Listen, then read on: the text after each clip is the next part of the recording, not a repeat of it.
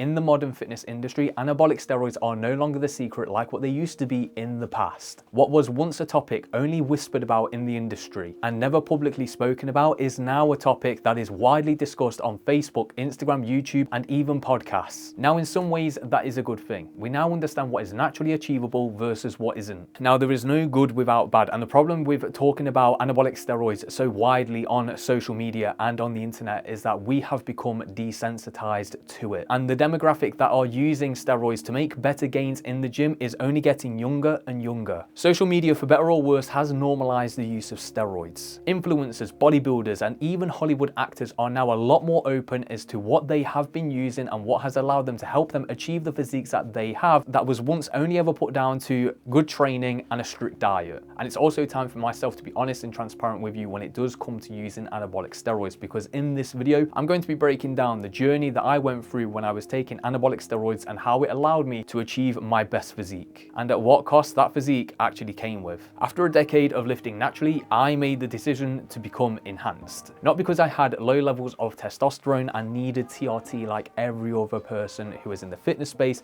now claims to have. I'll be honest, and I will be very transparent when I say I did it because I wanted better results for myself. And it ended with me sitting in a hospital being told that I could potentially lose my vision permanently. But we will run it back to that later in the video. First, we need to zoom out and we need to try and understand what causes someone to actually want to take steroids in the first place. Is it to look like their favorite Hollywood actor on screen? Maybe they want to look impressive on social media. Or is it to become a competitive bodybuilder and start winning shows? To accelerate progress because naturally it is taking too long to achieve? At the end of the day, everyone has their own reasons for why they want to become enhanced and start actually using anabolic steroids. Now, at a physiological level, anabolic and androgenic steroids increase muscle protein synthesis, red blood cell count, natural drive, and recovery. Now, in this famous study conducted in 1996, men who participated were taking super physiological amounts of testosterone, and they gained a significant amount of muscle mass without even training, and did gain substantially more when they did actually follow a resistance training program. So yes, steroids can definitely work, and I can tell you that from personal experience, and it's actually crazy how well they can work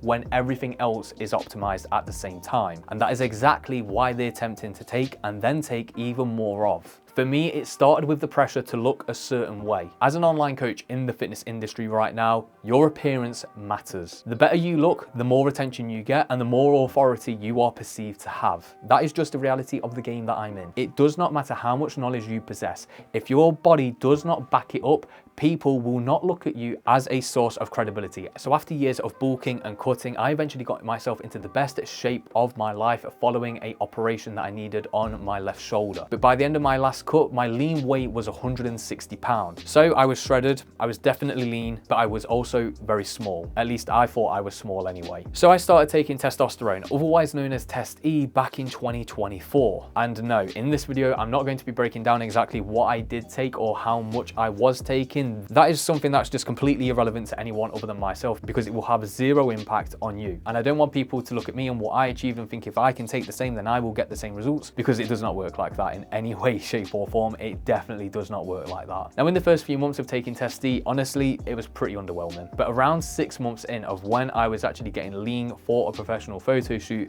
that's where I started to really notice the difference. Muscles were fuller, better conditioning, and strength was climbing across the board in all of my workouts. Because superphysiological testosterone enhances recovery, cell activation, and muscle hypertrophy. And that is exactly where you can get hooked at the rate of progress that you are finally making. But the problem is that hormones don't exist in isolation. When you increase testosterone dramatically, aromatization also increases, meaning that more converts into estrogen at a faster rate. And my estrogen skyrocketed. And that is exactly where I got the first side effects of anabolic steroids, more specifically acne. What started out as a few simple spots on my shoulders eventually turned into acne all over my shoulders, all over my back. And here's something that no one really talks about either. Once you start to play with your hormones, you often need other drugs to offset the side effects of the first drug that you was taking. Now, when I first started becoming enhanced, I said for the longest time I would only ever take Test and I would never touch much anything else. Now, after my first photo shoot in 2024, me and my coach set the goal that in 2025, I would step on stage as a competitive bodybuilder for the very first time. And if I'm being brutally honest, part of it was business. I wanted to walk the walk to attract new clients. There wasn't this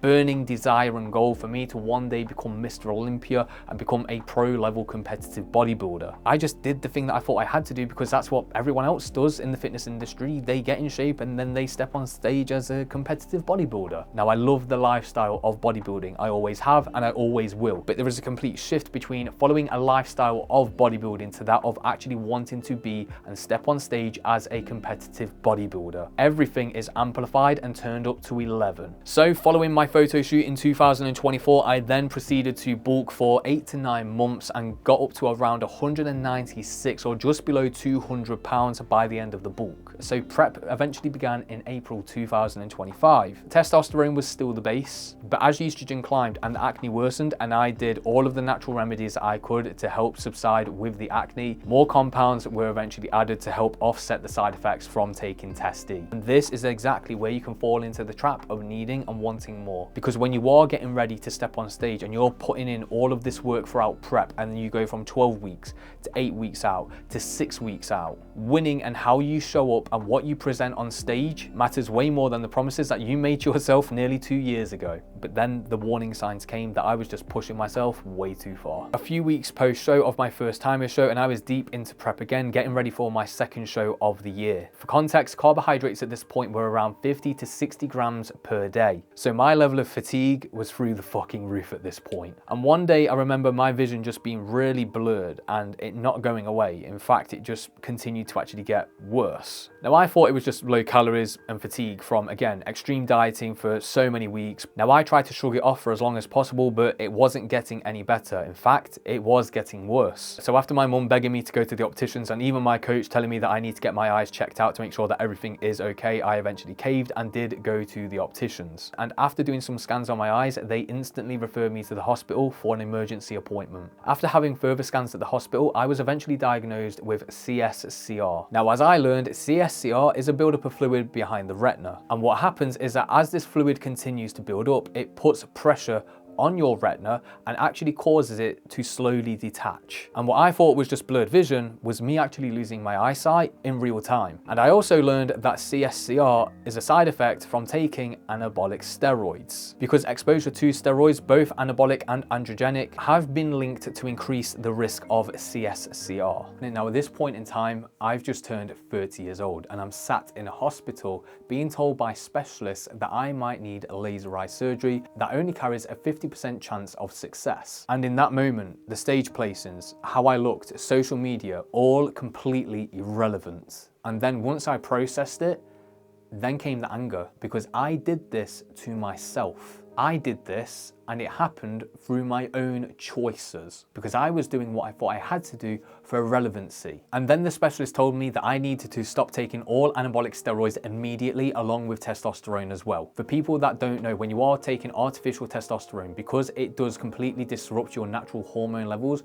what you have to do is slowly lower your doses of artificial test and then eventually run something called PCT, post-cycle therapy. What this does is then help to restore your natural test levels back to a normal and healthy range that they were prior to taking artificial test. Now, I knew from doing this I would lose size, I would lose strength, and I would lose vascularity in my physique. But I didn't care about any of that, because all I wanted to do was be healthy again. Now, as of recording this, I stopped taking anabolic steroids back in October, and I actually finished my course of PCT to come artificial testosterone back in February. So obviously I am no longer a natural lifter, nor will I ever claim to be natural, but my levels are now back to a natural range. And since initially going to the hospital and going for further follow-ups and taking medication that was given to me by the specialist, coming off the anabolics, coming off artificial testosterone and running PCT, the fluid that was initially building up behind my eye and causing my retina to detach has since completely gone, and now my retina is actually starting to repair itself. I have had to increase the prescription in my glasses, as reading without them is now a lot more difficult, but other than that, I've came out very lucky. And it has definitely given me a new perspective as well, because we all think that we are invincible, that nothing can ever hurt us, that nothing can ever touch us, until eventually something does. So should you take anabolic steroids? That's a very hard question to answer, because everyone everyone has got their own reasons and their own justifications. Like I said at the beginning of this video, why you decide to do something is completely dependent on your lifestyle and your current choices and where you are in your life right now. But here is the nuanced answer I can give to you watching this video. They work, they build muscle, they increase strength. They dramatically improve recovery and your rate of progress, and that is widely supported by decades of data. But they also disrupt lipid profiles, they increase cardiovascular risk, they suppress natural levels of testosterone, and they have been linked to increase psychological volatility. Now, I never experienced this myself firsthand, but again, every person is completely different, and it is subject to how much you are taking and what it is you are actually taking at the same time as well. Now, you can make taking steroids safer, but you can never make taking steroids safe. I was as safe as I could be given the risks of obviously what I was getting myself involved in. I hired a professional coach with years of experience in the game.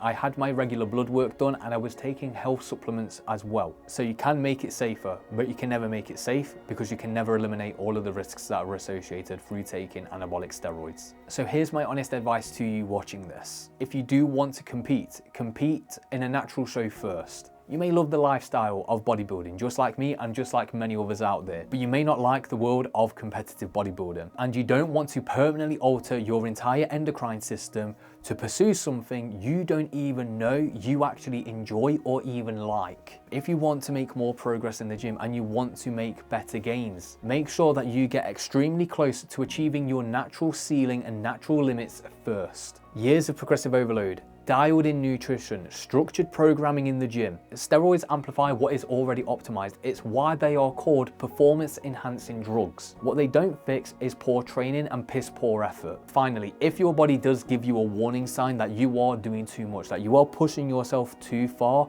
stop and listen to it. Your health isn't a negotiable variable. I'm not your dad at the end of the day, so I can't tell you what you can and cannot do with your own life. All I can do is give you my experience, my lessons, what I've gone through myself, and give that to you. And then what you do with that is entirely up to you. So do I regret ultimately taking anabolic steroids? At the end of the day, you can't do something that involves risks, and then when them risks come into play, you then cry about it. I knew the risks and I accepted them when I first started all of this. And again, this video should be a warning sign that the risks are very real and that they can happen no matter how safe you actually are. I want to be honest and I want to be transparent with you because I don't think it's fair of me trying to paint a picture of something that I'm not. So that's the reason why I'm sharing my journey, but to also guide you to achieve the best results that you can, both enhanced and naturally, because the principles of building muscle, gaining strength and shredding fat and getting in shape are all the same regardless if you are enhanced or if you are a natural lifter. Be honest with your reasons because it is a big commitment. It is quite literally life-changing, so the reasons for why you are making that decision need to be worth it at the end of the day. So if you did enjoy this video, make sure that you do leave a like for me, and if you do want to learn how to actually shred body fat and build muscle at the same time,